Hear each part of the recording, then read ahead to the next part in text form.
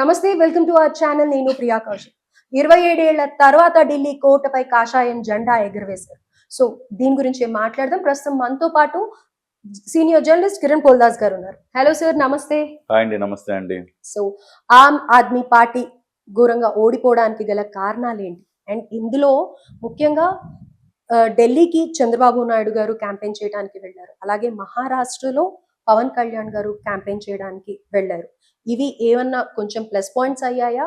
అలాగే గతంలో కొన్ని సందర్భాలలో కేజ్రీవాల్ మాట్లాడిన మాటలు ఏంటంటే కనుక 2025లోనే కాదు 2050లో కూడా మోదీ వచ్చే ఛాన్సెసే లేవు, ప్రజలు యాక్సెప్ట్ చేయరు అని అనేసి అన్నారు.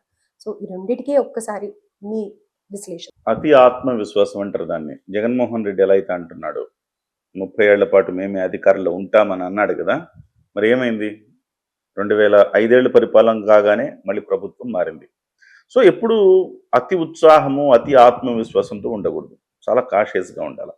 సరే, ఢిల్లీ ఎన్నికల్లో కేజ్రీవాల్ ఓడిపోవటానికి లేకపోతే బీజేపీ గెలవటానికి ముఖ్యంగా మనం ఒక 5 రీజన్స్ ప్రధానంగా చెప్పుకోవాలి. ఒకటి, క్యారెక్టర్, ఆప్ క్యారెక్టర్ పోయింది. అంటే కేజ్రీవాల్ది అంటారా? కేజ్రీవాల్ కావచ్చు, పార్టీ కావచ్చు, దాని క్యారెక్టర్ లాస్ అయింది. అది మేజర్ ఇంపాక్ట్ అని చెప్పాలి. క్యారెక్టర్ లాస్ అంటే ఏంటంటే, కేజ్రీవాల్ ఎక్కడి నుంచి పుట్టాడు? ఒక ఉద్యమం నుంచి పుట్టాడు. అన్నా హజారే ఉద్యమం నుంచి పుట్టాడు. అవినీతి లేని పాలన, ఇలాంటి అంశాలు మాట్లాడుతూ పుట్టాడు. సో అక్కడి నుంచి ఆప్ పుట్టింది. అవినీతిని ఊడ్చేస్తామని చీపురు గుర్తు తీసుకున్నారు. అలాంటి పార్టీ స్కాములు ఇరుక్కోవటం పెద్ద ఎత్తున ఇంపాక్ట్ చూపించింది అని చెప్పాలి. మద్యం కుంభకోణంలో ఇరుక్కుని అరెస్ట్ అయ్యాడు. మనీష్ సిసోడియా ఉప ముఖ్యమంత్రి, ఆయన మద్యం కుంభకోణంలో ఇరుక్కుని ఆయన కూడా అరెస్ట్ అయ్యాడు. ఇలాగా చివరికి ఏదైతే క్యారెక్టర్ ముఖ్యం అనుకున్నామో ఆ క్యారెక్టరే పోయింది. అది పెద్ద మైనస్. ఆ తర్వాత ఇంకోటి ఏంటంటే, సామాన్యుడికి అవకాశం ఇస్తాము అని చెప్పారు. అందులో ఈ మొత్తం ఒకటే రీజన్ చెప్తున్నా. ఆప్ యొక్క క్యారెక్టర్ ఏంటి? నిజాయితీ, అవినీతి రహిత పరిపాలన అనేది అది పోయింది. రెండోది, సామాన్యుడికి కూడా అవకాశం ఇస్తాము, ఎవరో దొంగలు రౌడీలు ఇలాంటి వాళ్ళు రాజ్యం ఏలుతున్నప్పుడు చదువుకున్న వాడిని తీసుకొచ్చి ఒక సామాన్యుడిని మీ ముందు నిలబెడతాము అనేది వాళ్ళ నినాదం. అది కూడా ఈ మధ్య కాలంలో పోయింది. వాళ్ళ పార్టీ వాళ్ళు బయటికి వెళ్ళిపోతే బయట నుంచి కాంగ్రెస్ పార్టీలో బీజేపీలో పనిచేసిన వాళ్ళని తీసుకొచ్చుకుని అక్కడ సో కలుషితం అయిపోయింది. తర్వాత డబ్బు అనే ప్రస్తావన లేని రాజకీయాలు వాళ్ళు చేద్దాం అనుకున్నారు. కానీ ఏం జరిగింది? స్కాముల పాలైపోయిన తర్వాత వీళ్ళు కూడా డబ్బు దోచుకునే ఒక సాధారణమైన పార్టీలే, ఒక ట్రెడిషనల్ పార్టీ ఆప్ కూడా బీజేపీకి కాంగ్రెస్ పార్టీకి భిన్నమేం కాదు అని అనిపించింది. సో ఆ రీజన్ చాలా భారీ ఎత్తున ఇవాళ ఆప్ని దెబ్బ కొట్టిందని చెప్పాలి. ఇక రెండవది, కాంగ్రెస్ పార్టీతో పొత్తు లేకపోవటం. కాంగ్రెస్ పార్టీకి 8% ఓటింగ్ వచ్చింది. సో ఆప్కి అలాగే బీజేపీకి మధ్య ఓటింగ్ వ్యత్యాసాన్ని మనం పరిశీలిస్తే 0.32% మాత్రమే. ఏముంది అందులో డిఫరెన్స్? పెద్ద లేదు. సో 8% ఓటింగ్ వచ్చిన కాంగ్రెస్ పార్టీని కనుక పక్కన పెట్టుకొని ఏదో ఒక 4 సీట్లు ఇచ్చి ఉంటే ఖచ్చితంగా సీన్ మరోలా ఉండేది.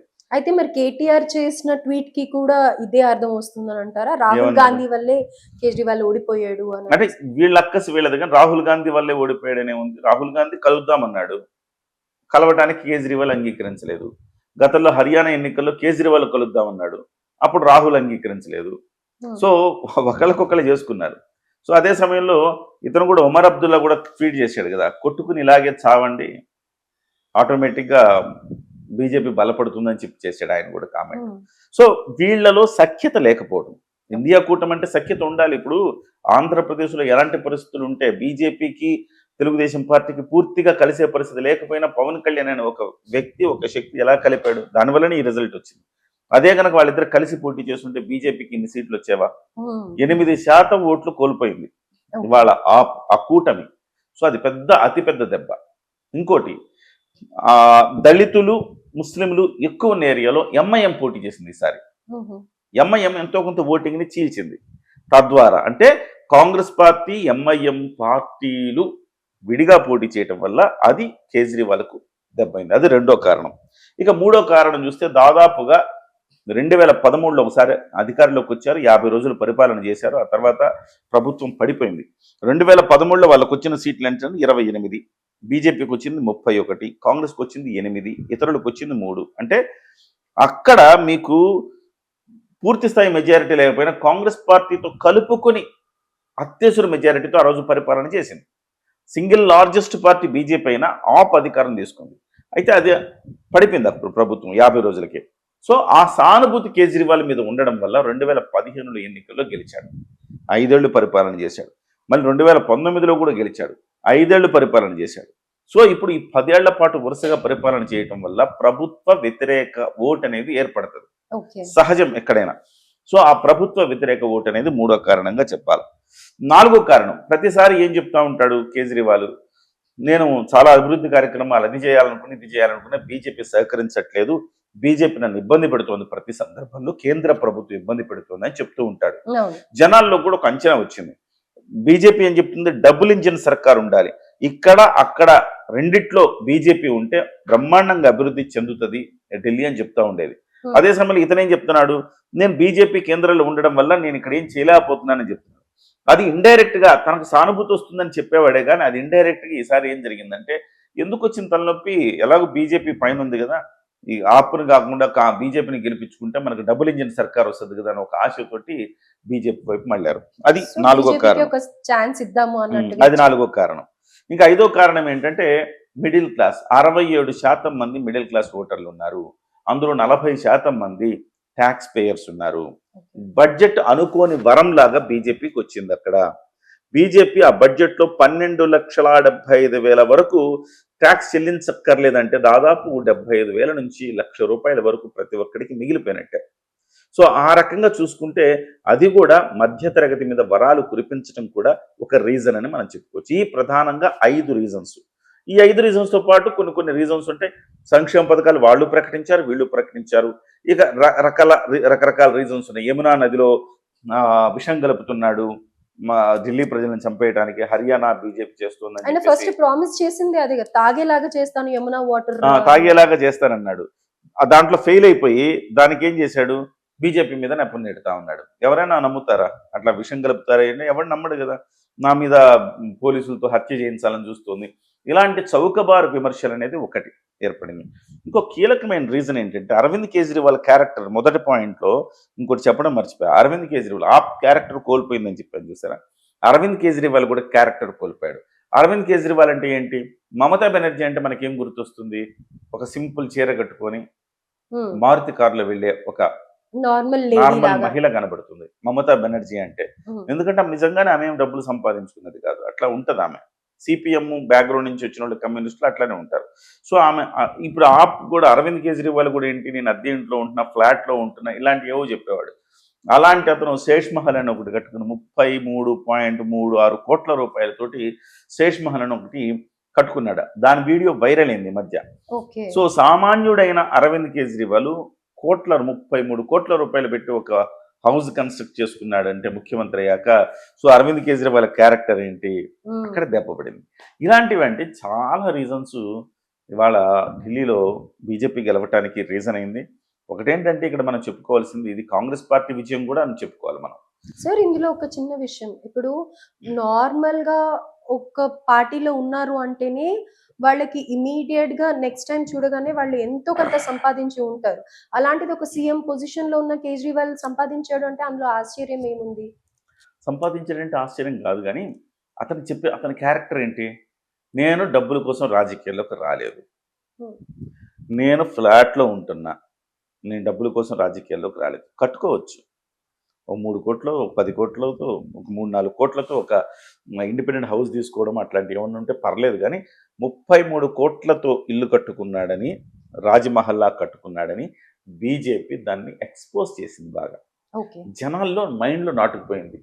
నేను ఒక సామాన్యుడిని, సీఎం అయితే డబ్బులు వస్తాయా చెప్పండి? అవినీతికి పాల్పడకపోతే డబ్బులు వస్తాయి సీఎం అయితే?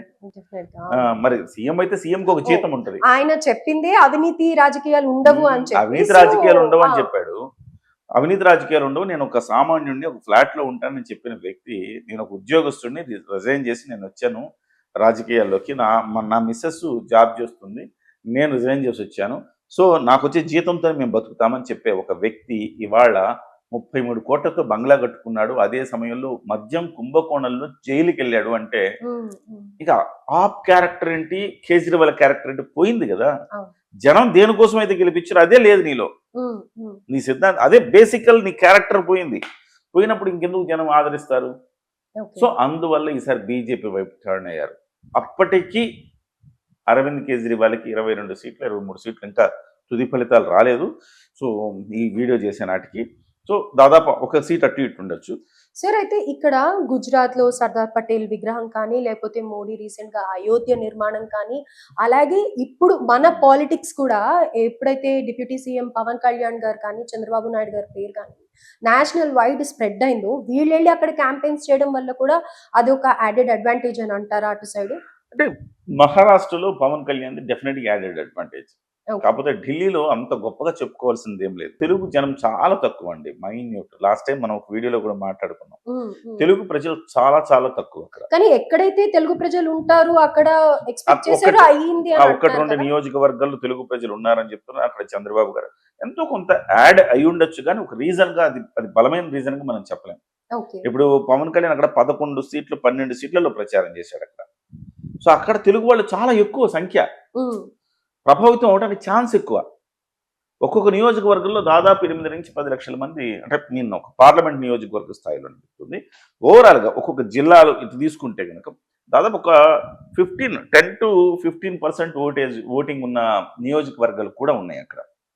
So one of the reason కానీ మెయిన్ రీజన్ అయితే కాదు, మెయిన్ రీజన్ కాదు. ఢిల్లీలో ఏమైపోయిందంటే తెలుగు వాళ్ళ సంఖ్య తక్కువ చాలా.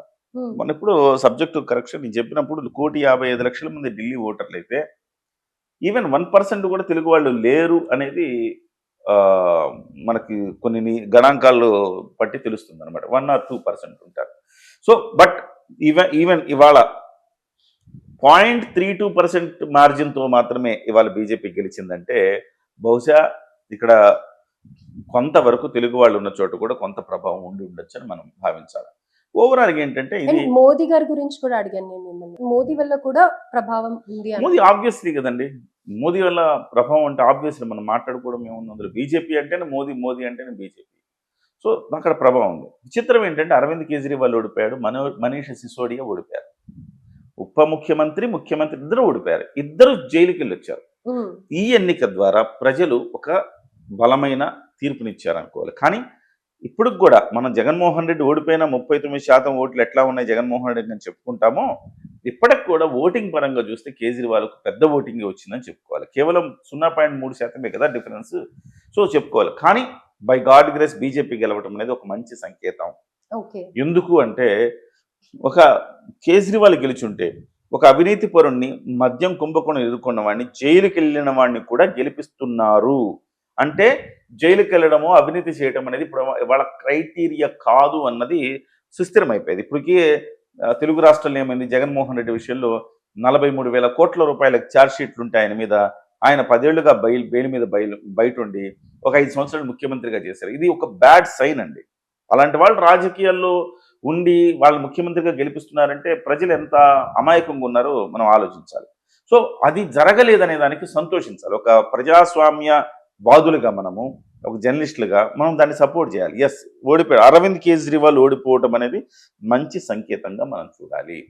మరి కాంగ్రెస్ పరిస్థితి ఏంటి? కాంగ్రెస్ పార్టీ కూడా గెలిచిందండి ఇందులో, అంటే ఒక సీటు కూడా రాలేదు, కానీ కాంగ్రెస్ పార్టీ కూడా మానసికంగా గెలిచింది.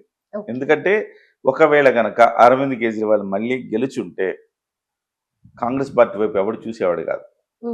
అరవింద్ కేజ్రీవాల్ ఓడిపోయాడు కాబట్టి ఇవాళ కాంగ్రెస్ పార్టీతో ఉంటే బాగుండేది అన్న మాటలు వినపడుతున్నాయి చూసారా, అది కాంగ్రెస్ పార్టీకి బలం అవుతుంది రేపు. సో కాంగ్రెస్ పార్టీ దగ్గరికి ఈ చిన్న చిన్న పక్షాలు వచ్చి సరే రండి కలిసి నడుద్దాం అనే పరిస్థితి ఉంటుంది. ఇవాళ ఏంటంటే కాంగ్రెస్ పార్టీ వాళ్ళకు ఉపయోగపడితేనేమో కాంగ్రెస్ పార్టీని రమ్మంటున్నారు, పెద్ద ఉపయోగం లేదనుకుంటేనే కాంగ్రెస్ పార్టీని దూరం నెట్టేస్తున్నారు. ఆ పరిస్థితి లేకుండా ఇవాళ ఇదొక గుణపాఠం. ఇండి కూటమి ఏదైతే ఉందో ఆ కూటమి కలిసికట్టుగా లేకపోవటం వల్ల ఇలాంటి అపజయం ఎదురవుతుంది అనేది సుస్పష్టంగా ఢిల్లీ ఎన్నికల ద్వారా నిరూపితమైంది. ఇది రేపు రాబోయే రాజకీయ పరిణామాలకు నాంది అని చెప్పాలి. ఇండియా కూటమి మరింత బలంగా తయారవటానికి ఈ ఢిల్లీ ఎన్నికల ఫలితాలు ఒక ఊతమిస్తున్నాయని చెప్పాలి మనం. Right, thank you sir.